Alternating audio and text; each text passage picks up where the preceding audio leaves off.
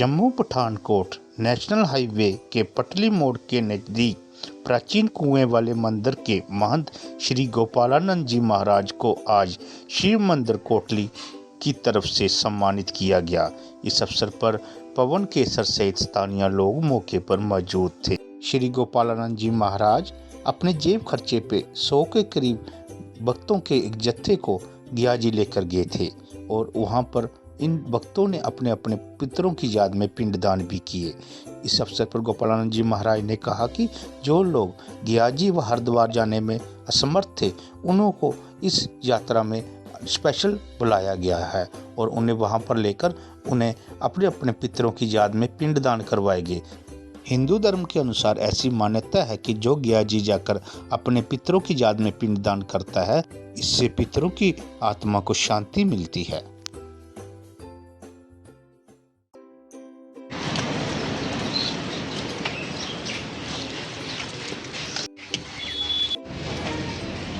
ये यहाँ जो हम खड़े हैं स्थान पे, ये बड़ा प्राचीन स्थान है। विश्व विख्यात इसकी विख्याति फैली हुई है।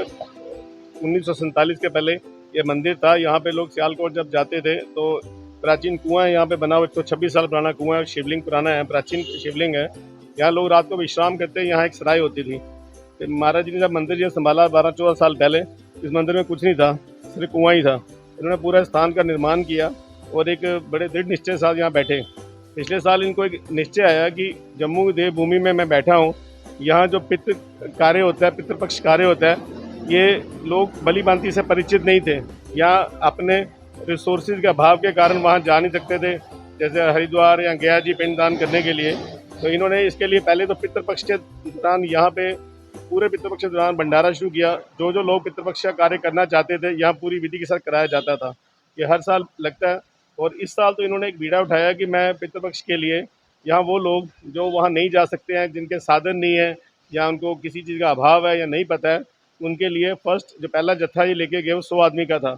100 आदमी की टिकटें भी इन्होंने खुद करवाई, उनके रहने की व्यवस्था की। वहाँ एक सराय को, एक बैंक्वेट हॉल को बुक किया और लोगों वहाँ लेके गए। फिर वो लोग निरंतर लोग यहाँ से जाते रहे।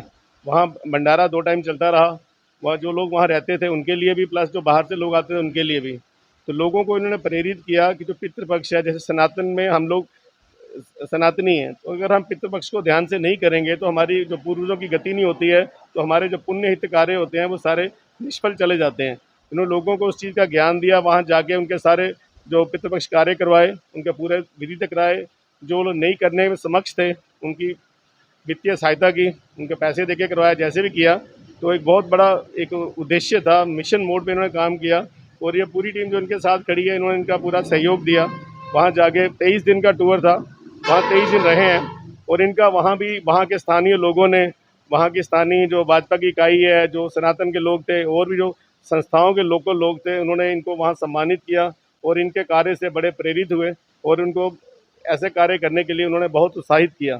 तो मेरा यही है कि ऐसे कार्य हम जो लोग भी सनातन में हैं, यहाँ भी हैं, तो जो लोग नहीं कर सकते हैं हमें उनकी सहायता करनी चाहिए और लोगों को प्रेरित करना चाहिए कि ऐसे पितृपक्ष कार्य करें और अपने सनातन को मजबूत करें। जय श्री राम।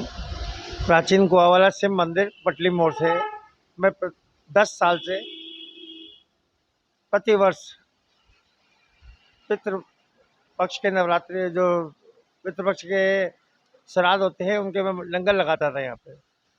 पिछले साल मुझे प्रेरणा मिली और मैं पिछले साल से मैंने सोचा कि गया जी में ऐसा कार्य किया जाए। तो इस बार 26 सितंबर से लेके 18 अक्टूबर तक, जो आज सुबह में आया हूँ यहाँ पे, वहाँ पे मैंने निरंतर लंगर लगाया। गए थे उन लोग, उनका वहाँ पर पितृ कार्य बड़े विधि विधान से कराया गया और दोनों समय लंगर लगा। आम पब्लिक ने खाया, हमारे संतों ने खाया। और इसके बाद कल हम हरिद्वार गए और आज सुबह यहाँ पे आए और यहाँ पे भी एक छोटा सा भंडारा है। और सबसे